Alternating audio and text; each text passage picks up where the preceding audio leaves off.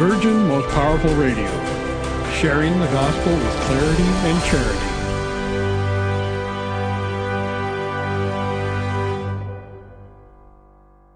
I'm a soldier for Christ. I'm a soldier for Christ. I'm a soldier. No, they'll never take us under, because we're bringing truth like thunder. Raining on your speakers like a ton of bricks. Hold the cross high, cause we're Catholics. Fight the good fight with the truth. Stand tall with the truth. I'm a warrior for Christ. I'm in love with the truth. Love God, save souls, slay error. Go stronger. Go stronger.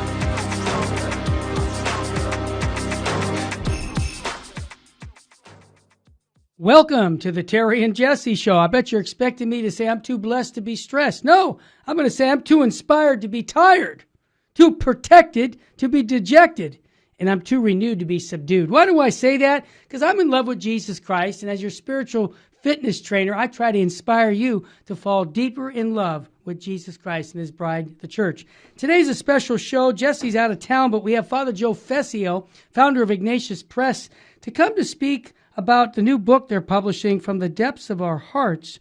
It's Cardinal Sarah and Pope Benedict Emeritus XVI on the issue of celibacy, and it's bringing a lot of controversy, so you won't want to miss that. But before we get to Father Fessio, I've got a Fulton Sheen story. I got a Mother Teresa story. I think you're going to enjoy all of this. And I got great news, just real quick. I'll tell you the news after the gospel, because this is the best news. It's the good news of Jesus Christ. We're going to read the daily reading from the Gospel of Mark, chapter 3, verse 1 to 6. It's short. Jesus entered the synagogue. There was a man there who had a withered hand. They watched Jesus closely to see if he would cure him on the Sabbath, so that they might accuse him. He said to the man with the withered hand, "Come up here before us." Then he said to the Pharisees, "Is it lawful to do good, or on the Sabbath rather than to do evil, to save life rather than to destroy it?" But they remained silent, looking around at them with anger and grieved at their hardness of heart. Jesus said to the man, "Stretch out your hand." He stretched it out, and his hand was restored. The Pharisees went out immediately, took counsel with the Herodians against him to put him to death. The gospel of the Lord. Praise to you, Lord Jesus Christ. Did you hear that? He said this. This was a powerful when he said he looked around with anger, our Lord said. I looked around with anger. Why was he angry at them? Because he saw the hypocrisy in them. They were trying to catch Jesus. They wanted him out. So if he would cure on the Sabbath, hey, we got something to nail him on. But you see, what Jesus did is he asked them questions. And I love it because in my book, How to Share Your Faith with Anyone, I use this as an example of how to share your faith.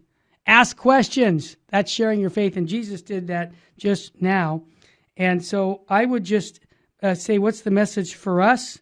Is it lawful for us to do good on Sunday? Yes, of course. Some people would say, I can't even lift a finger. No, we can help. That's a day of rest, but it's also a day to do charitable works, visit the sick, help to feed the hungry, things like that. So that's our gospel for today. Now, I want to bring in Fulton Sheen. Full Sheen ahead. If you're watching us on YouTube, you see a new book that just came out. My Uncle Fulton Sheen from Ignatius Press. And on page 65, I'm going to get my quote. There's a chapter on the 3 to Get Married by Bishop Sheen. Check this out, Mom and Dad, about marriage. And share this with your young friends and family members. Bishop Sheen said in 3 to Get Married, my favorite book on marriage, he said, the basic error of humankind has been to assume that only two are needed for love.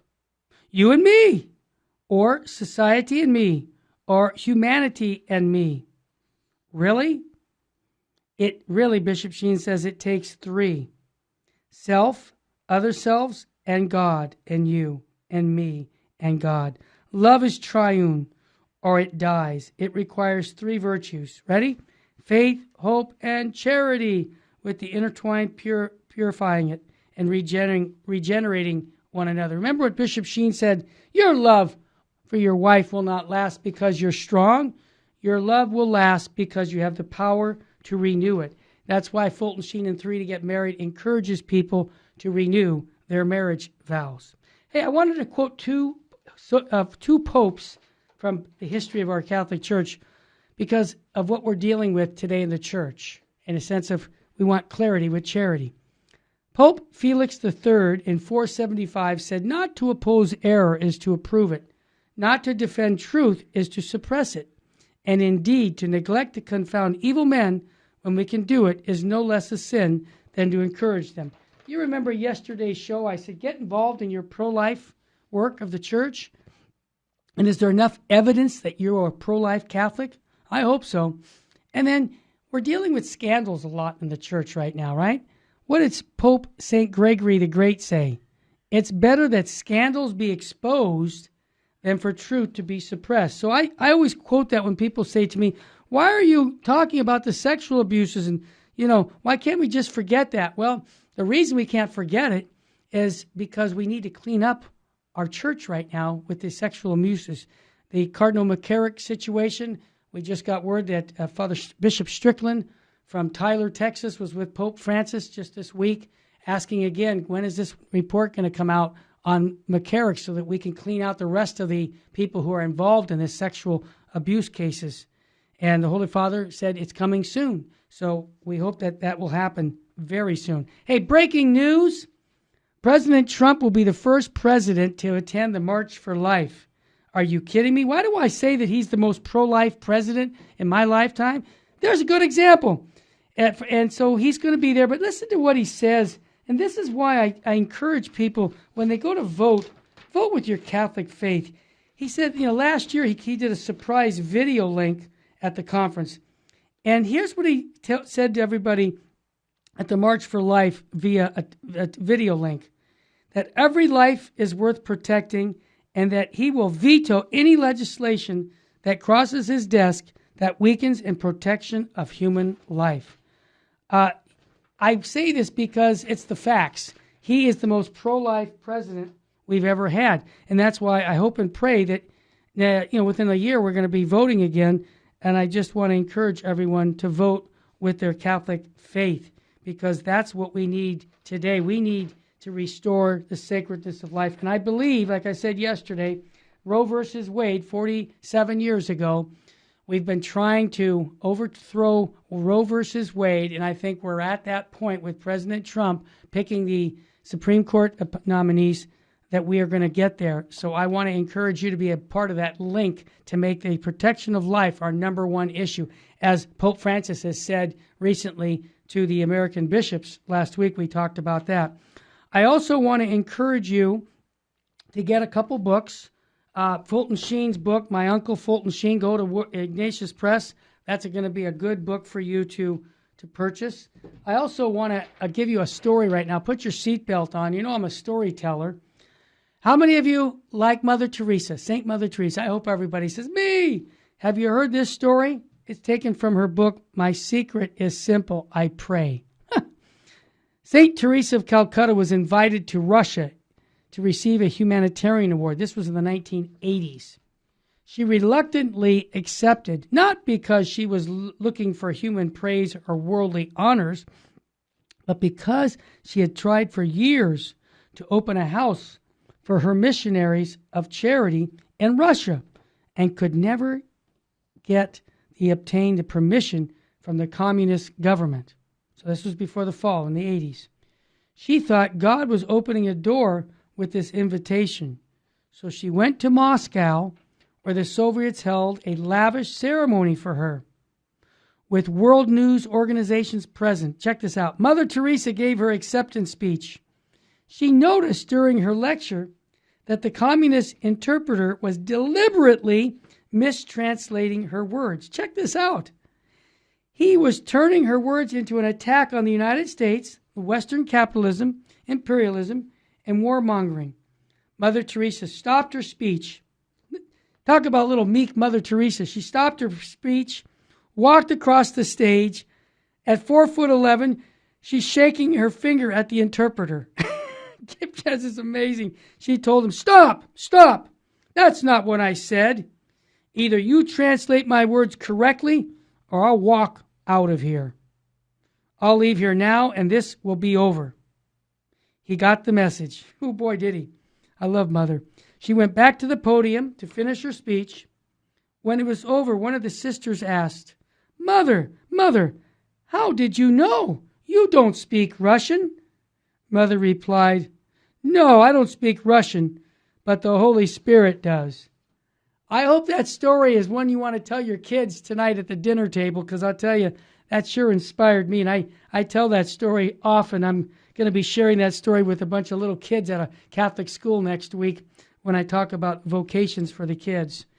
I also want to recommend that if you haven't got The Day Is Now Far Spent by Cardinal Sarah from Ignatius, you'll want to pick that book up, because we're going to be talking to Father Fessio in just a few minutes about the book From the Depths of Our Hearts that's causing so much controversy in the church with Cardinal Sarah and Pope Benedict XVI Emeritus. And we're going to talk about the celibacy issue in the Catholic Church. And why is that such a big issue? You'll find out why. I also want to remind you the Adoramus Conference. Father Fessio will be here to the Sacred Heart Chapel on the 15th, 14th of March. It's a Saturday. It's an all-day seminar on the spirituality of the Triduum, the 3 days of Easter, the Easter season. And so you'll want to come. There's 2 more experts coming, Dr. Anthony Lillis, a good friend of mine, and also Chris Cartons. They're all experts in liturgy. If you want to join us, just call the 877-526-2151 or go to virginmostpowerfulradio.org to get on board for this Adoramus Conference. I think you're going to find out you won't regret it, because you're going to learn more about falling deep in love with Jesus Christ through the liturgy. Up next, Father Joe Fessio, founder of Ignatius Press, to talk about a new book here on Virgin Most Powerful Radio. Don't turn that dial. Tell your friends to tune in. You're going to enjoy this. We'll be right back.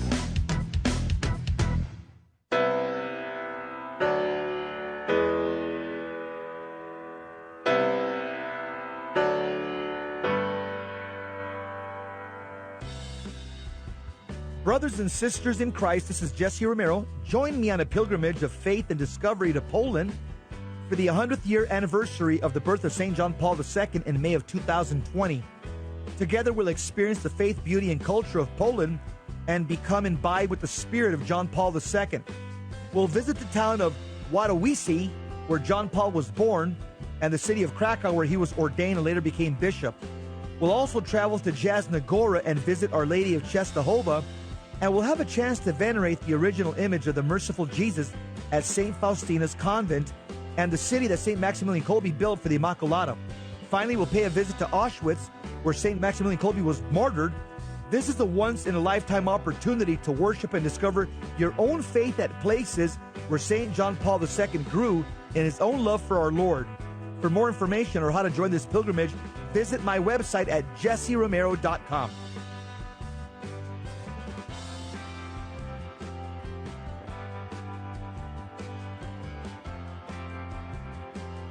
Genesis 1:27 says, God created man in his own image. Male and female he created them. According to Pope St. John the 23rd, it is not true that some human beings are by nature superior and others inferior. All human beings are equal in their natural dignity. May God help us to look upon everyone as a person created in his image and likeness, and treat everyone the same without favoritism or prejudice.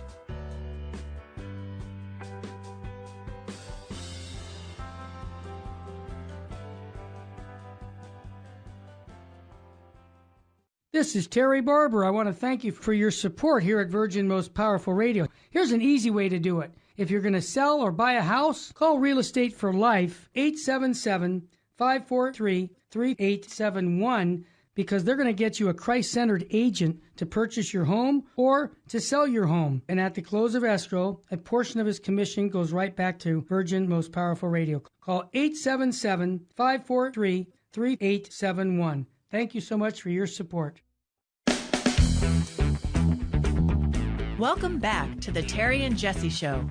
To join the conversation, call 888-526-2151. Now, Here's Terry and Jesse.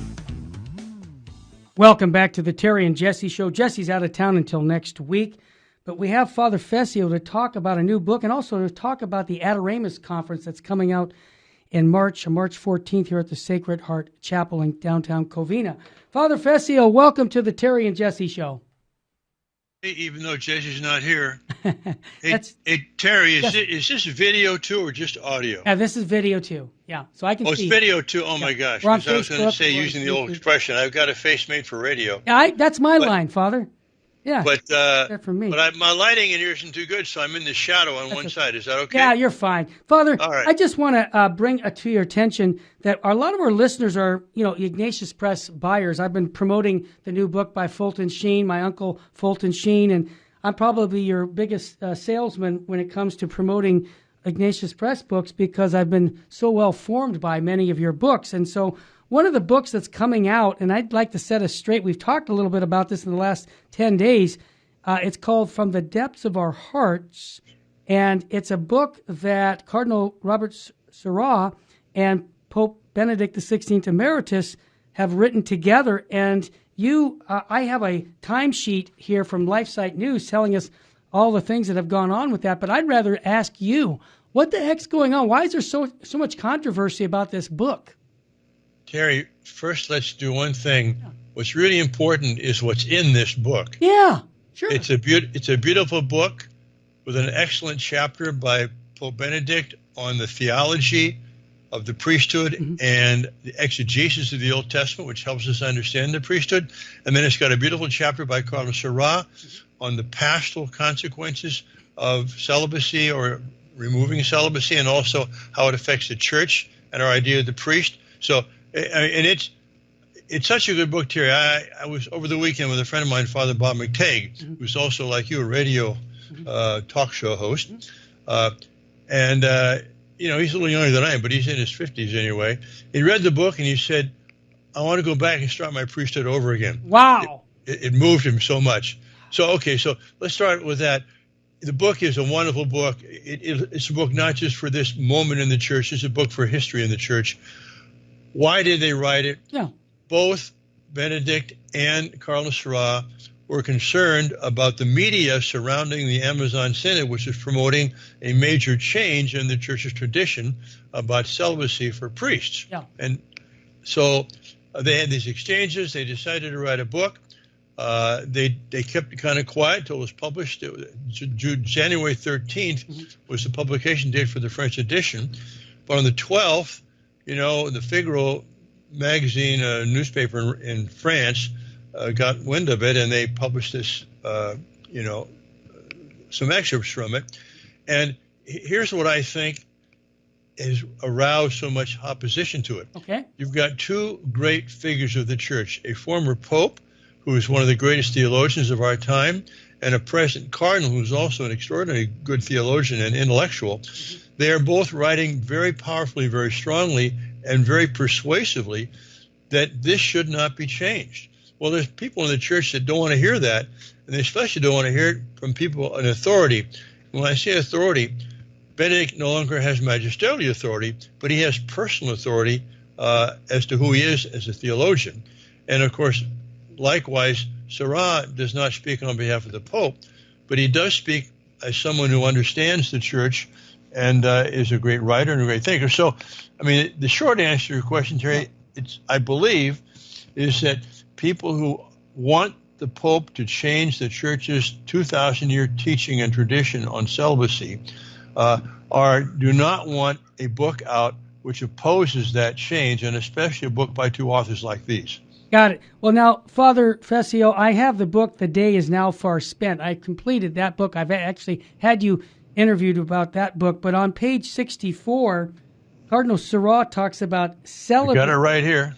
Okay. Hey, go to page 64. All right. We didn't prep this. He just happened to have it on his hand. No, I do. Well, I'll tell you in a second why I have it. Go ahead. Okay, because there's a chapter on the crisis in the priesthood. He ties a lot of it into realizing that celibacy manifests the spousal gift of a priest when he becomes a Catholic priest. And he also quotes John Paul II, 1992 document, Benedict XVI, and he just really covers the beautiful teaching that the church has had on celibacy. Could you enlighten us a little bit? Why, is that also included in the new book?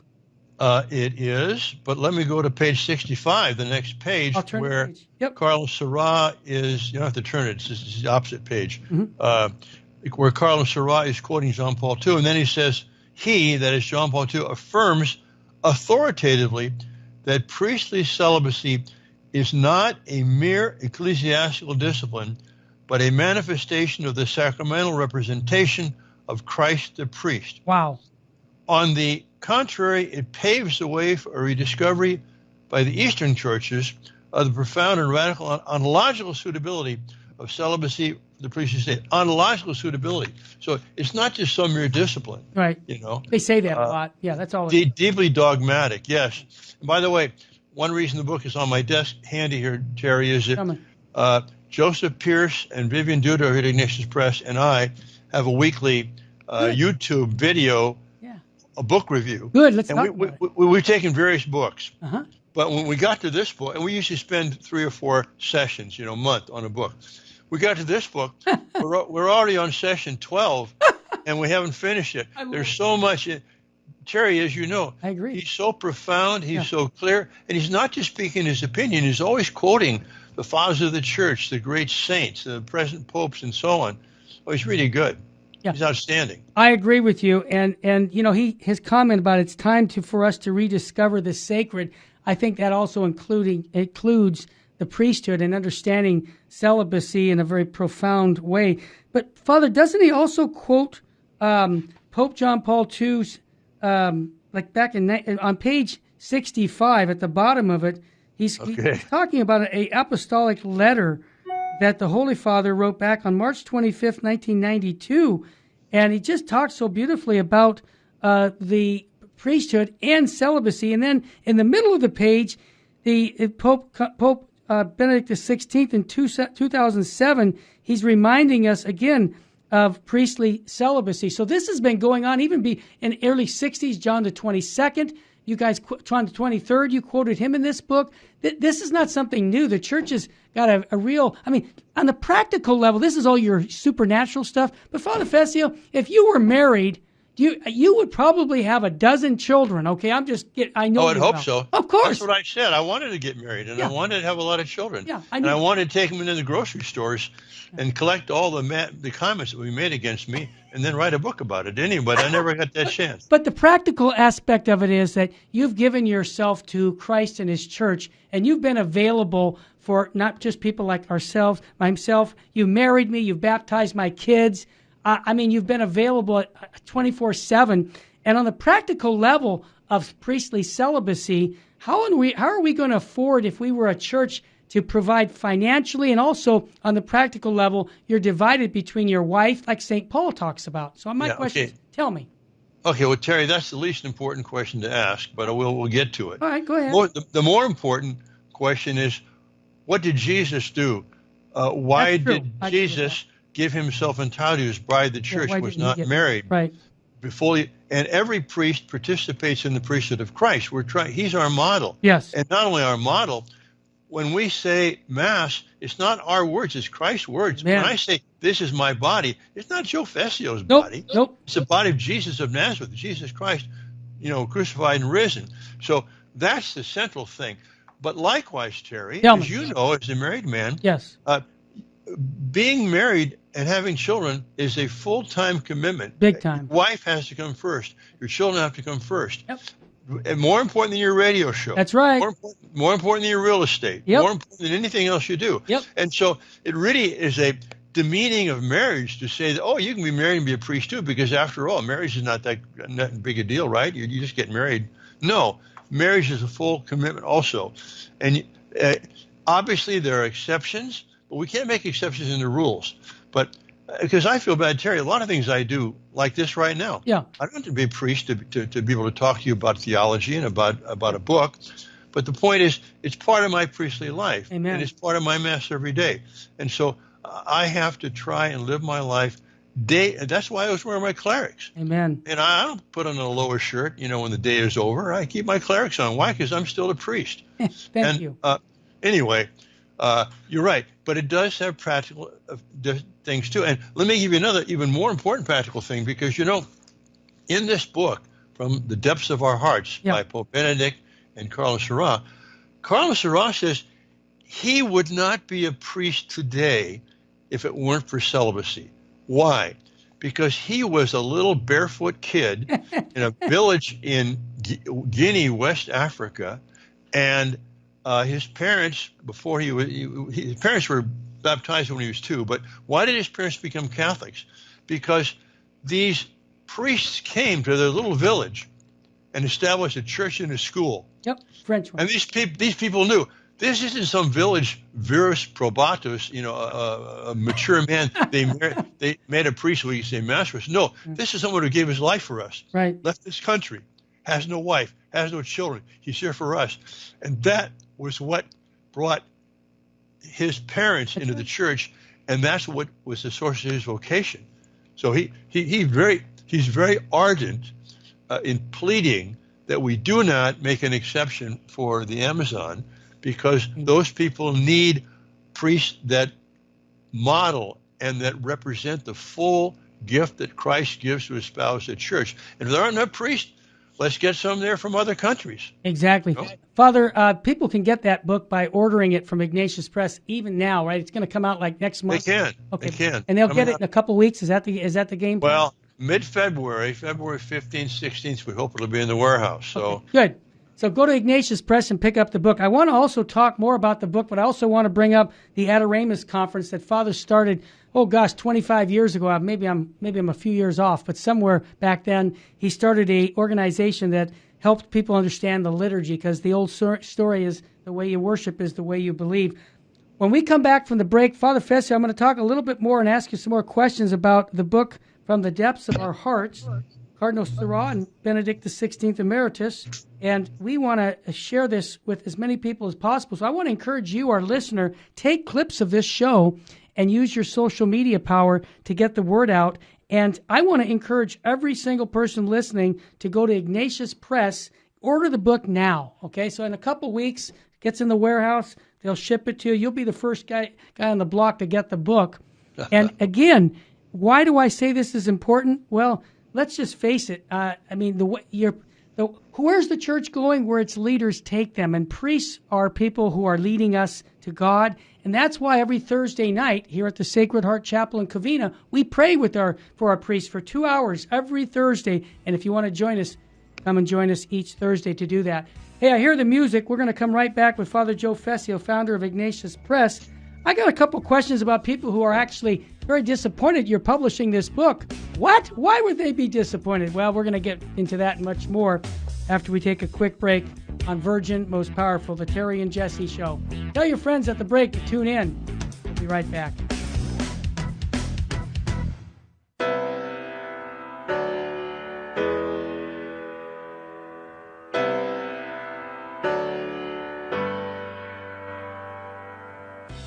This is Matthew Arnold for Virgin Most Powerful Radio.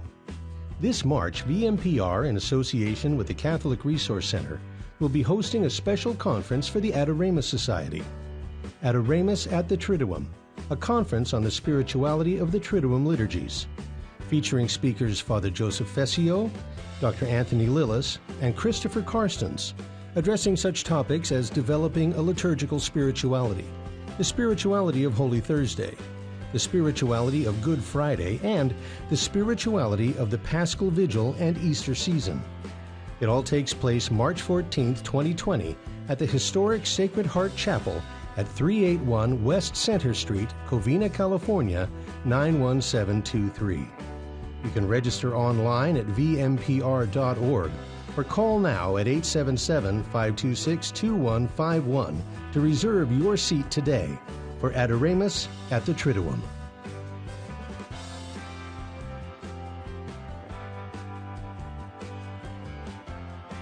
This is Terry Barber. I want to thank you for supporting Virgin Most Powerful Radio. And here's an easy way to support us by going to smile.amazon.com and type in Catholic Resource Center or Virgin Most Powerful Radio. And when you log in your Amazon account and you purchase products, a portion of it will go right back in supporting Virgin Most Powerful Radio, and it doesn't cost you a dime. I want to thank you ahead of time because that supports us year-round. May God bless you and your family.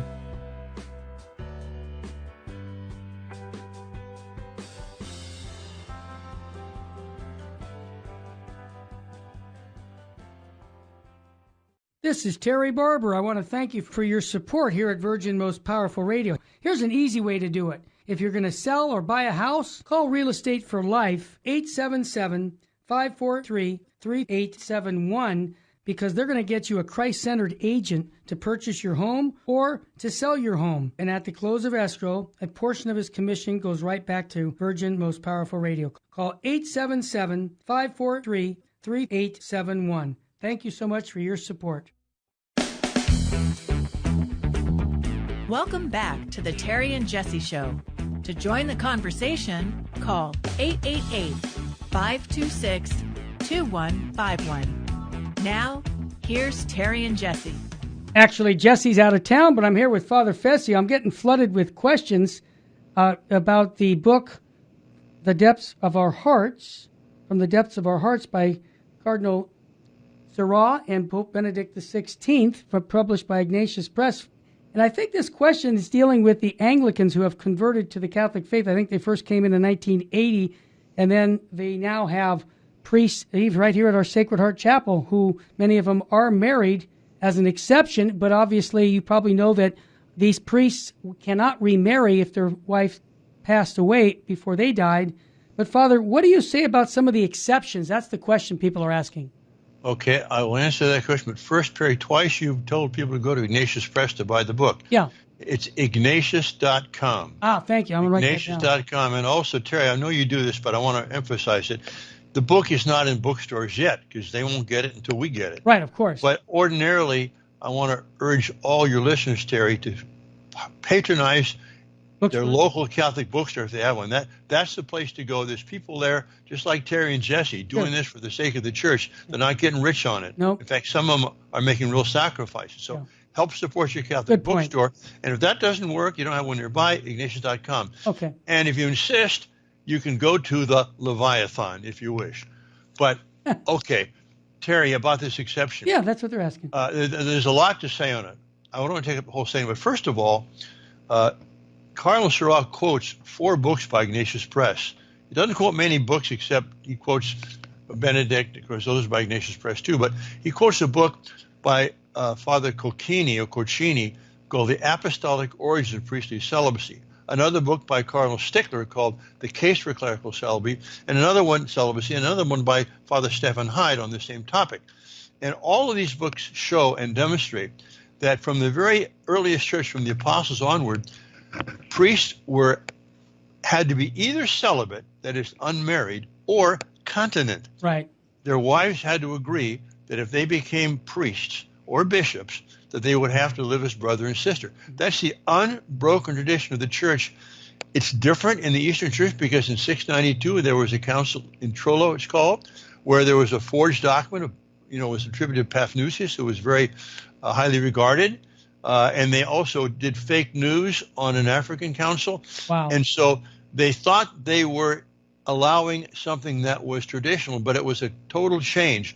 And so I have to say it, God bless all those priests there, but it was a mistake. And the Latin Rite Catholic Church never made that mistake. So ideally what would happen is if priests from the Lutheran Church or especially the Anglican Church, Episcopal Church, come into the Catholic Church and want to become reordained because their priesthood is not valid in the Catholic Church. That's right. Not valid at all anywhere, actually. That they should agree to live a life of continence.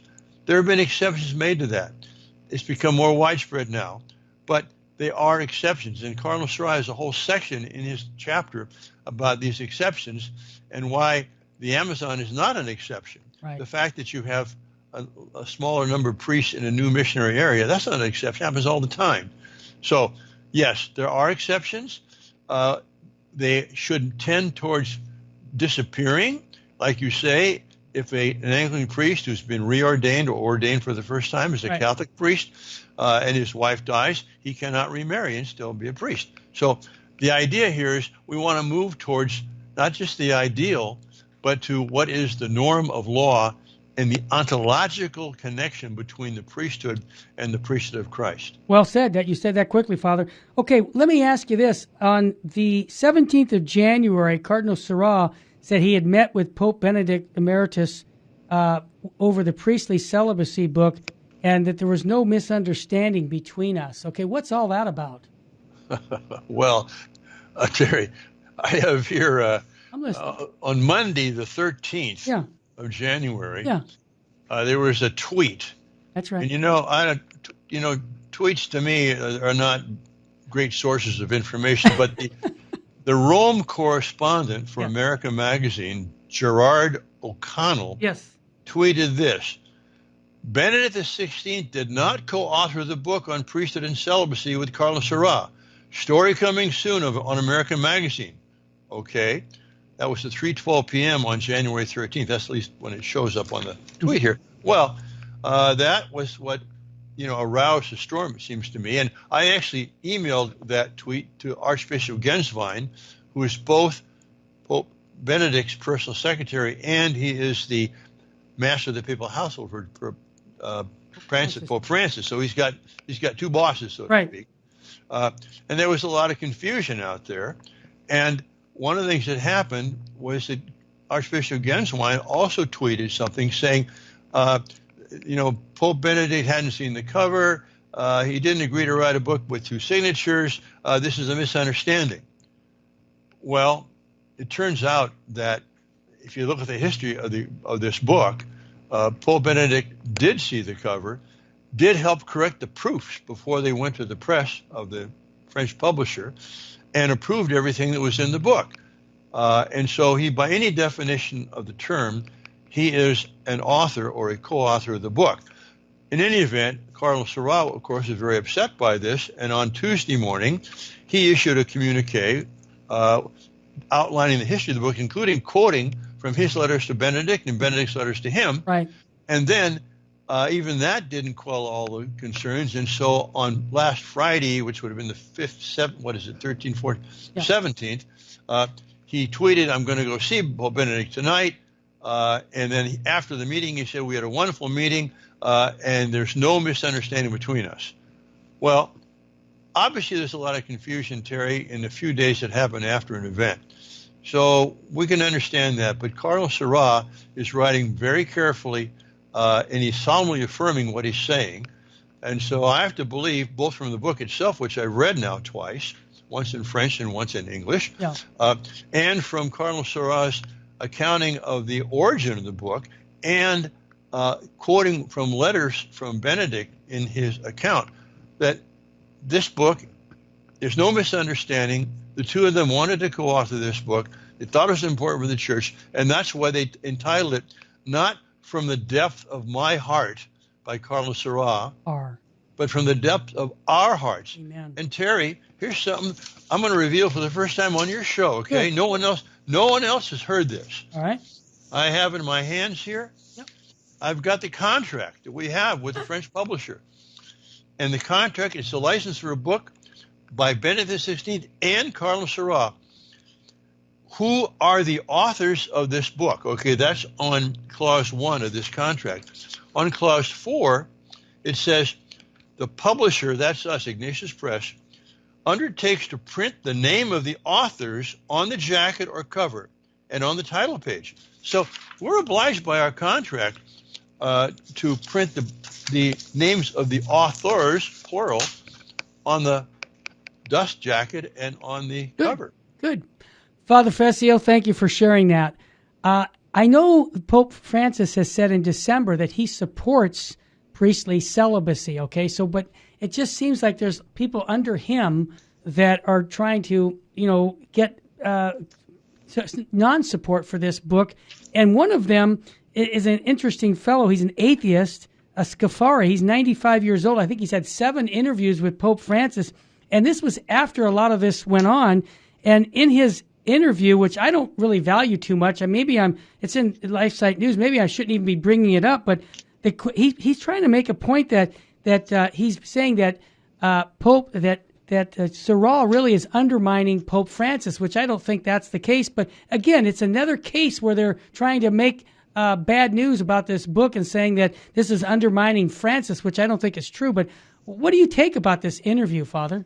Not much? Well, first of all, I'm trying to find another piece of paper here. Oh, here it is. Okay. Because this is where, in this book, Yeah. Carlos Sorrel quotes Pope Francis. Yes. Last year, 2019, who himself is quoting Paul VI, and Francis says, "I would rather give my life than change the law on celibacy." Wow. That's a quote from, Francis. he's re-quoting from Paul, but then Pope Francis continues, "Personally, I think that celibacy is a gift for the church. Second, I don't agree with allowing optional celibacy, no." So, pretty clear. First of all, the Pope has not made a declaration as a result of the Amazon Synod, called a post-synodal document. Mm-hmm. He's not done it yet. Pope Francis has said many, many times he wants dialogue. He wants people not to be afraid to express their thoughts and their opinions, publicly. So this fits perfectly into what he's asked for. He wants opinions. And are we simply going to listen to Twitter? No.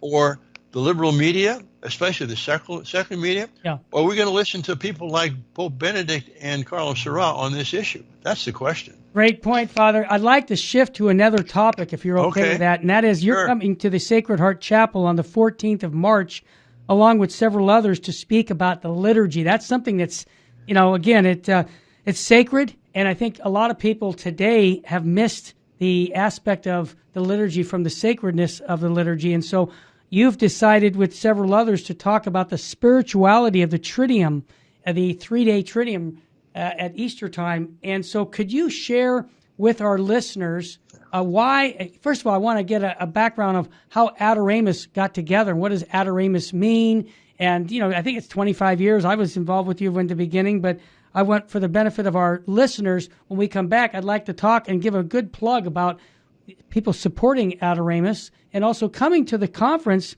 that's going to take place here at the Sacred Heart Chapel. So I'm going to have you hold on for a minute before that, and then we'll talk about the upcoming conference regarding the liturgy. You're listening to the Terry and Jesse Show. Jesse will be back, but I got big news for everybody. Jesse's going to be interviewed on the History Channel, which is a secular station, on his book on spiritual warfare, and he's going to be talking to the folks there, and he's going to give a plug for Virgin Most Powerful Radio. So I just want you to pray for him, because this could really launch more listeners for us through the interview on the History Channel. Hey, I hear the music. When we come back, we'll ask Father Fessio regarding the Adoramus organization that he started, and I see many people are still calling, but we're not going to take your calls. I'm going to let Father explain a little bit more why the liturgy is so important for every single person listening right now. You're listening to the Terry and Jesse Show on Virgin Most Powerful Radio. We'll be right back after a quick break.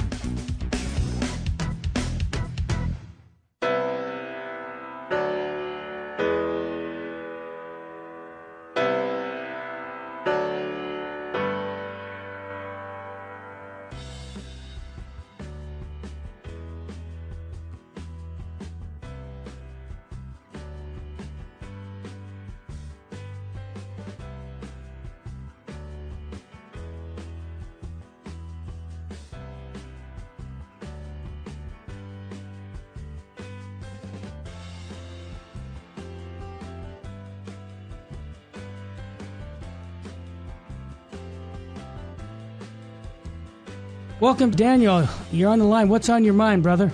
Hi, I just wanted to share a testimony about Virgin Most Powerful Radio.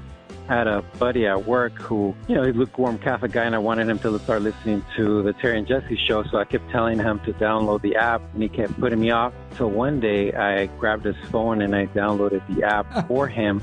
I went on vacation, and I kept telling him to listen to it. He was kind of put me off. I came back from vacation. He comes to my cubicle, and he says to me, "Hey, man, I've been listening to Terry and Jesse's show, and it's great." And it's made a big impact in his life. The guy, he's going to weekly adoration a couple times a week. He goes to the Mass in the morning. Mm-hmm. He's an on-fire Catholic, and he promotes the Terry and Jesse show in the Virgin Most Powerful Radio. Daniel, what a testimony. And I want to encourage our listeners to get those cards by going to virginmostpowerfulradio.org and do what Daniel's doing. Go out and spread the faith by inviting people to listen to Virgin Most Powerful. Daniel, thanks for your testimony, brother. God love you. You're welcome.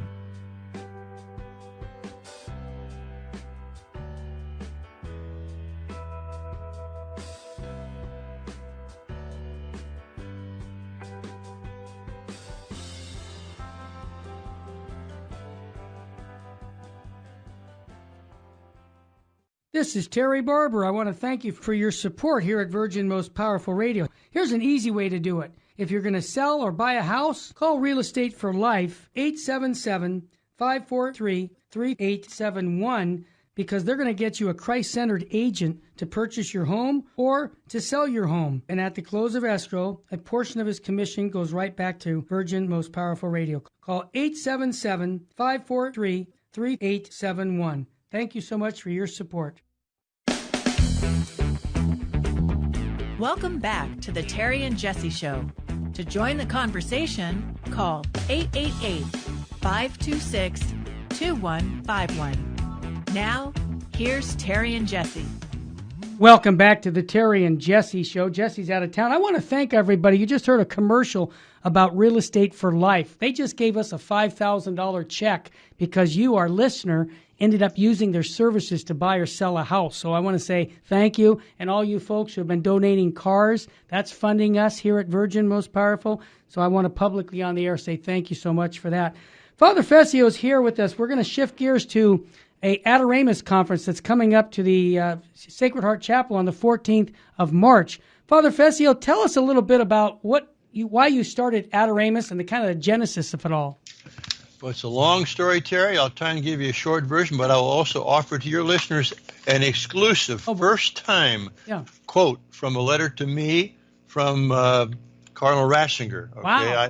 I wrote to him on April 19th, 1995, about liturgical matters. Yes. That date sticks in my mind because exactly 10 years later, on April 19th, 2005, he became Pope. That's right. But in his response to me, he says, I believe that we need a new liturgical movement, which of course must absolutely be inspired and directed in the right manner. For this reason, your idea of a liturgical journal, as you outline it, seems to me exactly to correspond to the needs of this hour. I can only encourage you to go forward vigorously with this project and thus set out in the direction that Father Harrison, who had given a talk that I has described. Anyway, so that was the encouragement that came, and his letter to me was, what date was that? That was May 18th, 1995, and that's when we began the Adoramus Bulletin. Wonderful, wonderful. And so, Father, the focus of the bulletin is to help us understand the liturgy. Is that a fair statement? And understand That's a fair statement, yeah. So what is it that you're going to do when you come to the Sacred Heart Chapel on the 14th with Dr. Lillis and others? What's going to what are they going to get when they come? Are you going to talk? I have on the flyer about liturgical spirituality. I mean, give us a little teaser. Don't give. I will. But before I want to have a little fun, Terry, I just wanted, this has never happened before. Okay. I want to just quote that sentence to you in the original German. Okay, it's so beautiful.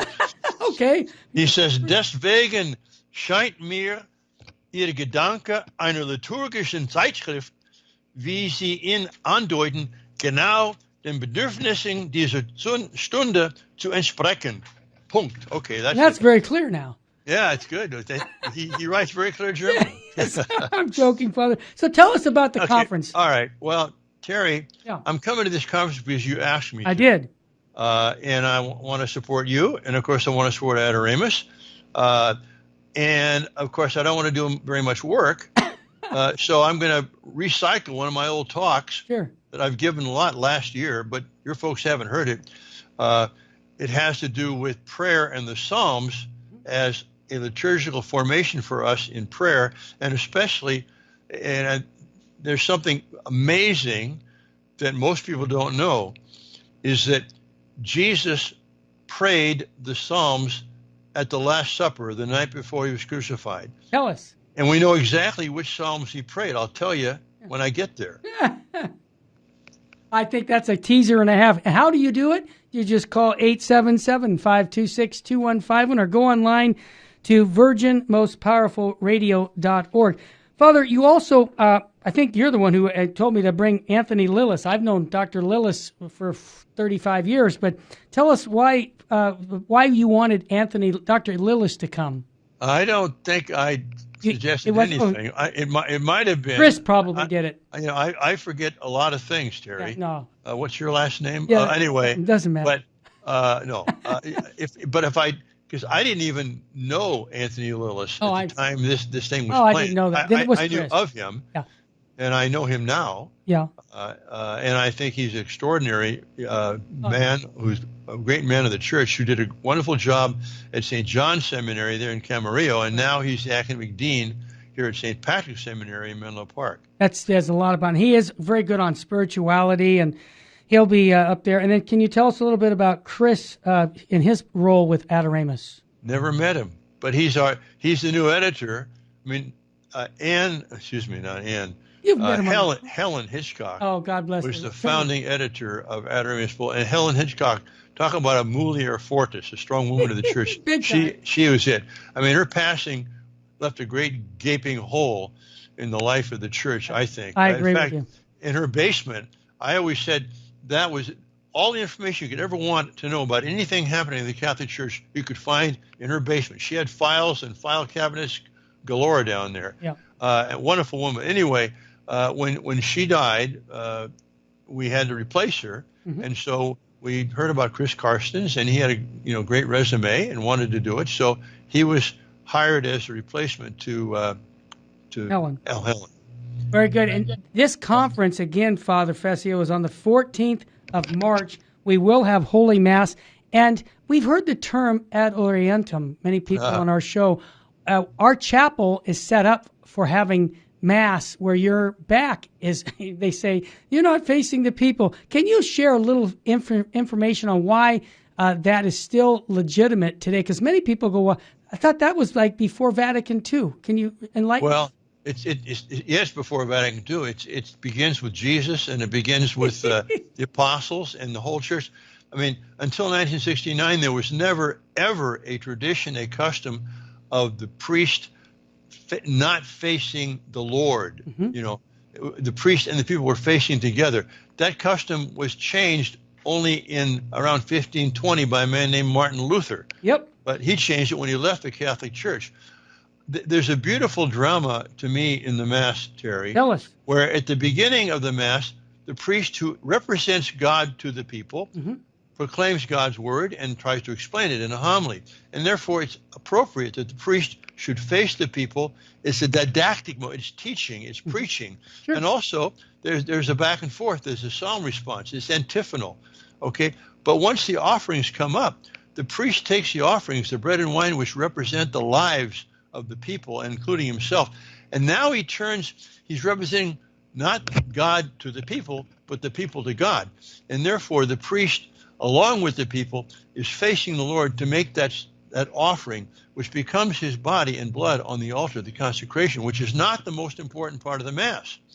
The most important part of the Mass is when the priest then turns and faces the people as the bridegroom, giving the body of the bridegroom into the womb of the bride, the church, the spouse. And so it's not turning your back to the people. I like to say that, that's like saying General Patton turned his back on the troops when he was racing through Germany, Yeah. No, he was leading the troops. Exactly. And the priest is leading the people to the Lord. And Easter, of course, is where the sun rises, and that's a reminder, a symbol of the risen Lord. Well said. This conference is going to take place at the historic Sacred Heart Chapel in Covina, California. And if you'd like to go, I would encourage you to go. I'll be there. My wife will be there. And you're going to learn a lot about your Catholic faith in the liturgy, because we have a statement in Vatican II that says the Eucharist is the source and summit of the Christian life. And when you think about only 20% of the Catholics even showing up on Sunday Mass, I think we have a crisis. And in my humble opinion, the crisis is people don't understand the Mass. And I think that Adoramus is a great vehicle to do that. Father, the website for Adoramus, is it adoramus.com? No, .org. .org, okay. Adoramus.org. You can find out more about that. Get on board with their newsletters. Father, I'm going to ask for your priestly blessing before we leave. Could you do that for us? I will, Terry. I want to ask God's blessing on you, Jesse, everybody that makes this show possible, all those who listen, because this is the way the Word becomes flesh in our lives, by hearing the Word. And unless people preach, it won't be heard. Benedictio Dei omnipotentis, Patris, et Filii, et Spiritus Sancti, descendit super vos, et maniat semper. God bless you, Amen. Terry. Thanks, Father. All right. God love you. That was Father Fessio from Ignatius Press. And again, get the book from a bookstore, local Catholic bookstore. Father likes to support the local stores, and I appreciate that because we ran a bookstore for years, like 25 years, and it's not easy. I hope today's show really touched you as much as it touched me to understand how important celibacy is in the Catholic priesthood and also the liturgy. And again, if you want to come to the conference for the Adoramus conference, just call us at 877-526-2151 or go to virginmostpowerfulradio.org and join us. And you monthly donors, you're getting recordings of all these talks. That's because you support us each month. If you'd like to become a monthly donor, go ahead and call and go to virginmostpowerfulradio.org or call us at 877-526-2151. Hey, let's get those 5 stones in. What do we need to do to be a good holy Catholic and spreading our faith? We need to get to confession often. We need to read our Bible. We need to pray our rosary every day. Remember, Our Lady said souls are going to hell because no one's there to pray for them. We also need to visit the Blessed Sacrament. I would encourage you at least a weekly holy hour. I get a holy hour myself, but I say that it's important for everyone to make visits because you need to understand the value of being in the presence of Christ, his body, blood, soul, and divinity. And then here at the Terry and Jesse Show, what do we say? What state should we be living in? The state of grace. What state shouldn't we be living in? State of mortal sin. Not even for a second. You got to get out of that. And again, for those who have been supporting us, our 2-year anniversary this month, it's just come in. I thank you from the bottom of my heart because we couldn't do Virgin Most Powerful Radio.